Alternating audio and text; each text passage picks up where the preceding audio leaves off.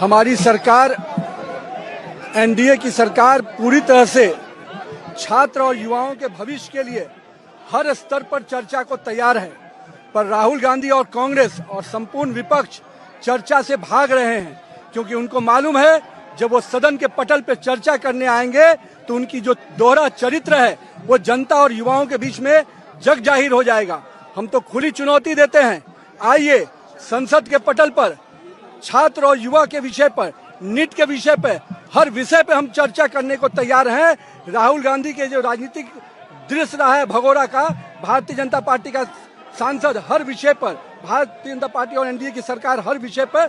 चर्चा भी करने को तैयार है और हर सवाल का जवाब देने को तैयार है। पर मुझे मालूम है कि राहुल गांधी जी और उनकी कुनबा कभी भी चर्चा के लिए सामने नहीं आएगा, क्योंकि उनके पुराने जो इतिहास रहे हैं, 50-60 सालों का जो उनका इतिहास रहा है युवाओं को ठगने का, भटकाने का, आज भारतीय जनता पार्टी और एनडीए की सरकार ने युवाओं के भविष्य को एक सही दिशा दी है। आज देश भर में संस्थाएं, कोचिंग इंस्टीट्यूट, कॉलेज, सब प्रकार की संस्थाएं खुलकर पूरी तरह से युवाओं के भविष्य को दिशा देने में हम लगे हैं। आज का युवा स्टार्टअप के लिए जाना जाता है, यूनिकॉर्न के लिए जाना जाता है, आत्मनिर्भर भारत बनाने के लिए जाना जाता है। ये केवल स्टोन पेटर्स के रूप में युवाओं को देखते हैं, मगर भारत और एनडीए की सरकार और नरेंद्र मोदी का विजन है कि हम पूरी तरह से युवाओं को उनके सुनहरे भविष्य के बनाने के लिए संकल्पित हैं और हम पूरी तरह से इस वचनबद्ध हैं कि हम युवाओं के भविष्य को सुरक्षित करेंगे। उन पर जो भी परीक्षाएं में विषय आए हैं उस पर कड़ी कार्रवाई होगी और मैं तो मानता हूं कि आज देश का युवा प्रधानमंत्री के साथ है।